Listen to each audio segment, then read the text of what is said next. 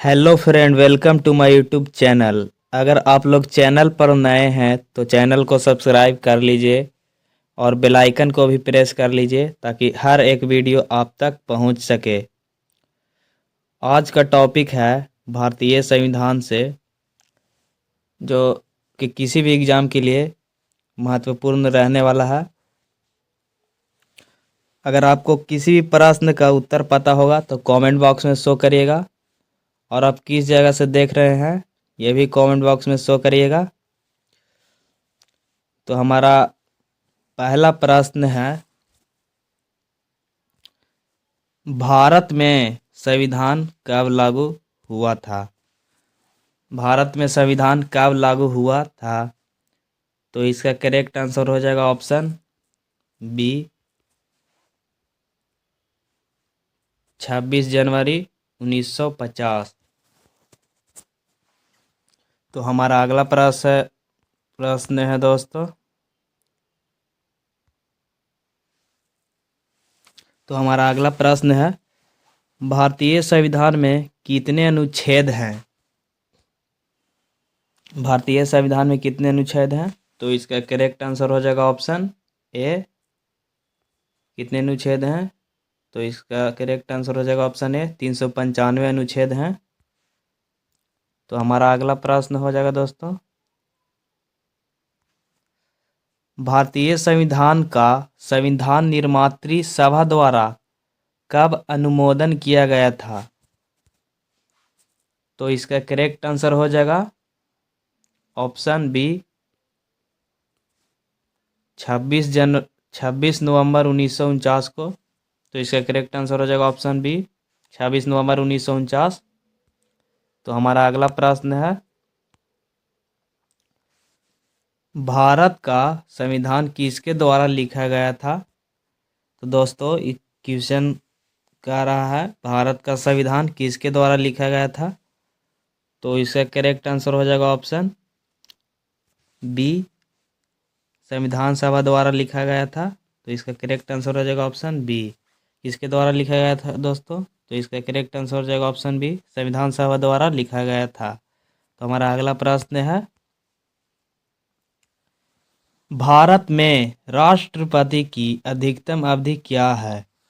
तो इसका correct answer हो जाएगा ऑप्शन ए, अधिकतम अवधि क्या है? तो इसका करेक्ट आंसर हो जाएगा ऑप्शन ए, 5 वर्ष। भारत में राष्ट्रपति की अधिकतम अवधि क्या है दोस्तों? तो इसका करेक्ट आंसर हो जाएगा ऑप्शन ए, 5 वर्ष। तो चलते हैं, हमारा अगला प्रश्न है, भारत में राष्ट्रपति के चुनाव की प्रक्रिया किस पर आधारित है?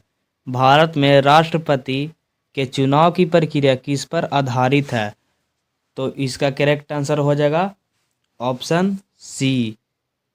तो इसका करेक्ट आंसर हो जाएगा ऑप्शन सी, अनुपातिक प्रतिनिधित्व पर आधारित है इसका प्रक्रिया। तो हमारा अगला प्रश्न है,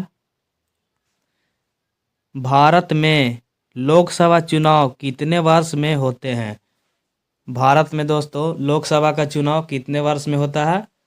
तो इसका करेक्ट आंसर हो जाएगा ऑप्शन बी, 5 वर्ष में होता है। इसका करेक्ट आंसर हो जाएगा ऑप्शन बी, 5 वर्ष में।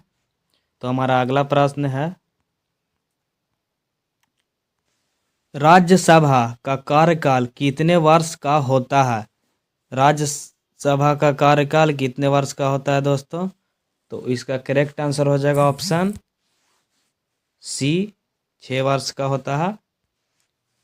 तो हमारा अगला प्रश्न है, अगर आप लोग अभी तक मेरे चैनल को सब्सक्राइब नहीं किए हैं तो सब्सक्राइब कर लें। तो हमारा अगला प्रश्न हो जाएगा, भारत में सर्वोच्च न्यायालय की स्थापना कब हुई थी? तो इसका करेक्ट आंसर हो जाएगा ऑप्शन बी, 1950 में। तो हमारा अगला प्रश्न है,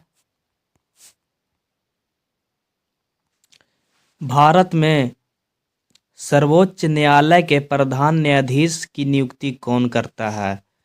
भारत में सर्वोच्च न्यायालय के प्रधान न्यायाधीश की नियुक्ति कौन करता है?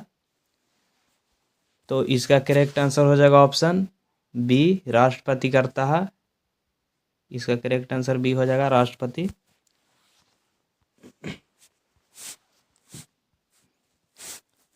तो हमारा अगला प्रश्न है, भारत में राज्यपाल का कार्यकाल कितने वर्ष का होता है?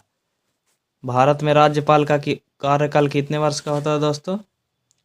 तो इसका कार्यकाल 5 वर्ष का होता है। तो इसका करेक्ट आंसर हो जाएगा ऑप्शन ए, 5 वर्ष।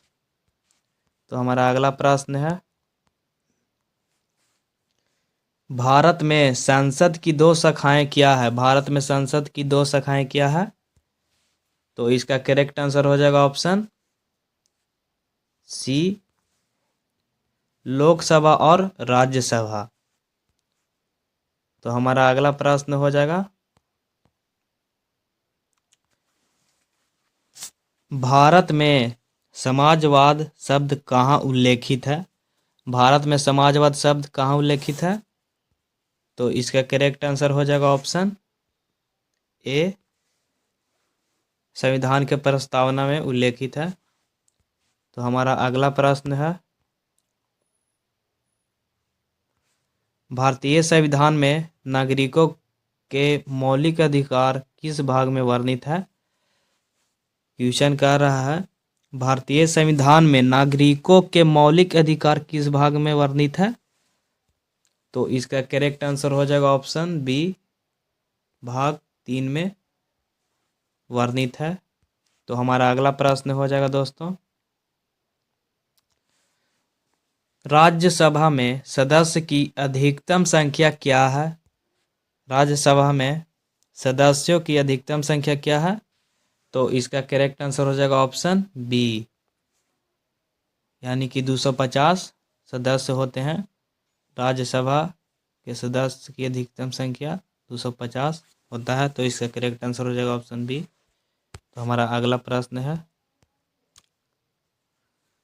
भारत में सर्वोच्च न्यायालय के न्यायाधीशों की अधिकतम संख्या कितनी हो सकती है? तो इसका करेक्ट आंसर हो जाएगा ऑप्शन ए, यानी कि 31 हो जाएगा। तो हमारा अगला प्रश्न है, भारत में राष्ट्रपति का चुनाव किस प्रणाली के तहत होता है? तो इसका करेक्ट आंसर हो जाएगा ऑप्शन बी, यानी कि अप्रत्यक्ष चुनाव के प्रणाली के तहत होता है। अप्रत्यक्ष चुनाव के तहत होता है। तो इसका करेक्ट आंसर हो जाएगा ऑप्शन बी। हमारा अगला प्रश्न है, किस अनुच्छेद के तहत राष्ट्रपति भारतीय संसद को संबोधित कर सकते हैं? तो इसका करेक्ट आंसर हो जाएगा दोस्तों ऑप्शन डी, यानी कि अनुच्छेद 87। इसका करेक्ट आंसर हो जाएगा ऑप्शन डी, अनुच्छेद 87। तो हमारा अगला प्रश्न है, भारतीय संसद के प्रथम चुनाव कब हुआ था? भारतीय संसद के प्रथम चुनाव कब हुआ था? तो इसका करेक्ट आंसर हो जाएगा ऑप्शन सी,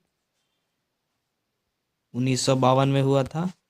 तो हमारा अगला प्रश्न है, भारतीय संविधान का कौन सा भाग DPSP directive principle of state policy से संबंधित है?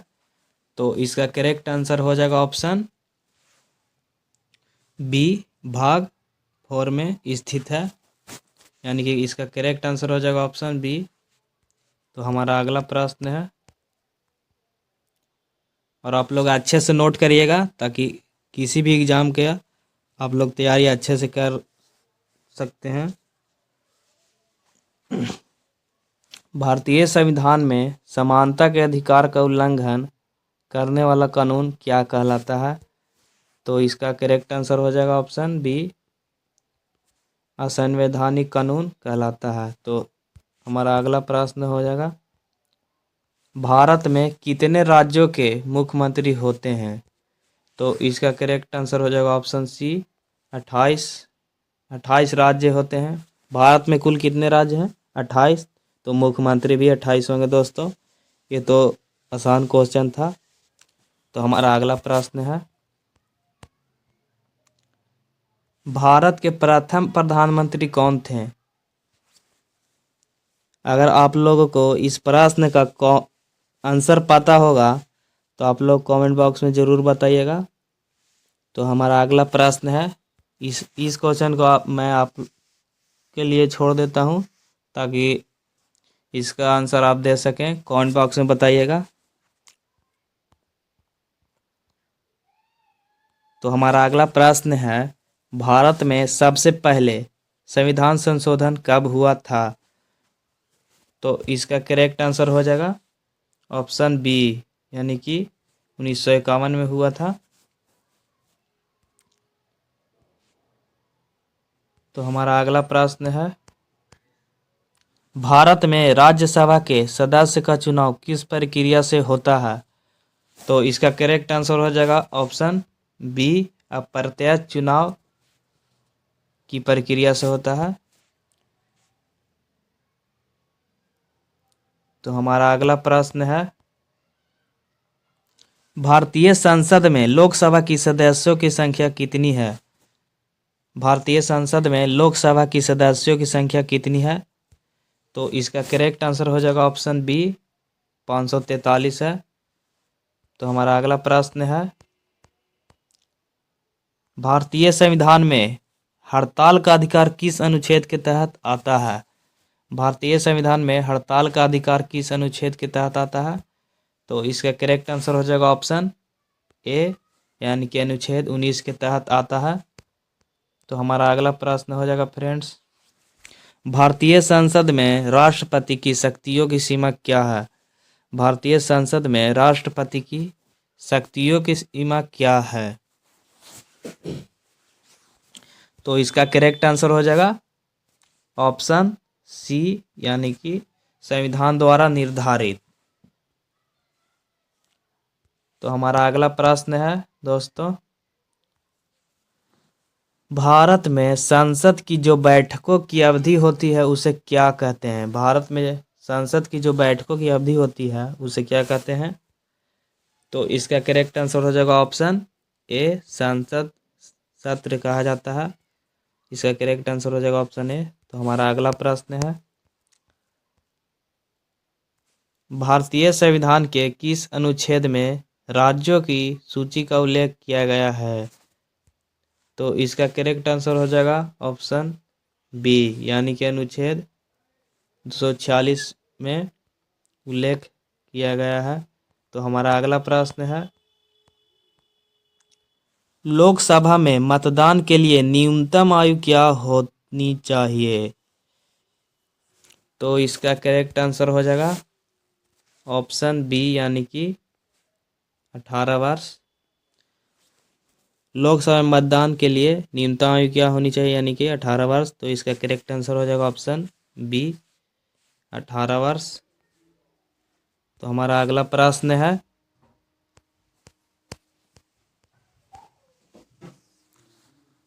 भारत में राष्ट्रपति की शक्ति के अंतर्गत कौन सा कार्य नहीं आता है?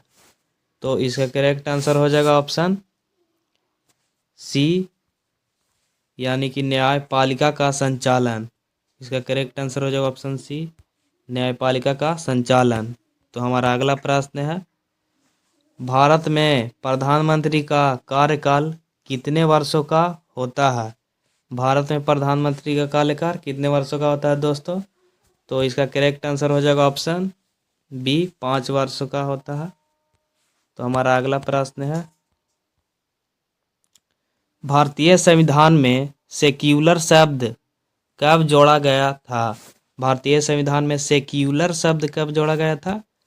तो इसका करेक्ट आंसर हो जाएगा ऑप्शन बी, यानी कि 1976 में जोड़ा गया था। तो हमारा अगला प्रश्न है, भारत के संविधान में राष्ट्रध्वज के बारे में किस अनुच्छेद में प्रावधान है? भारत के संविधान में राष्ट्रध्वज के बारे में किस अनुच्छेद में प्रावधान है?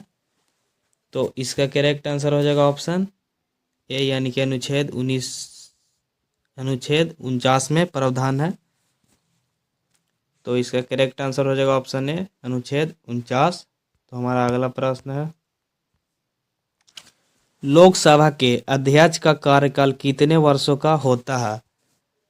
लोकसभा के अध्यक्ष का कार्यकाल कितने वर्षों का होता है दोस्तों? तो इसका करेक्ट आंसर हो जाएगा ऑप्शन ए 5 वर्षों का होता है।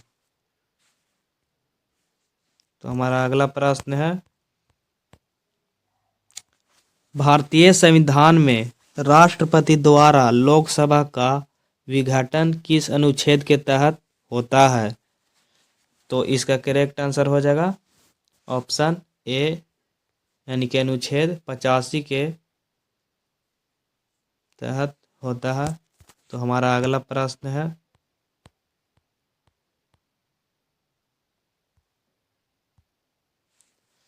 संविधान सभा के अध्यक्ष कौन थे? संविधान सभा के अध्यक्ष कौन थे? तो इसका करेक्ट आंसर हो जाएगा ऑप्शन सी यानी कि डॉक्टर राजेंद्र प्रसाद थे। तो हमारा अगला प्रश्न हो जाएगा, भारत में अधिकार पत्र यानी कि राइट टू इंफॉर्मेशन किस वर्ष लागू हुआ था? तो इसका करेक्ट आंसर हो जाएगा ऑप्शन बी यानी कि 2005 में लागू हुआ था। तो हमारा अगला प्रश्न है, भारत में राज्यसभा के सदस्य कितने वर्षों के लिए चुने जाते हैं? भारत में राज्यसभा के सदस्य कितने वर्षों के लिए चुने जाते हैं? तो इसका करेक्ट आंसर हो जाएगा ऑप्शन ए यानी कि 6 वर्ष के लिए चुने जाते हैं।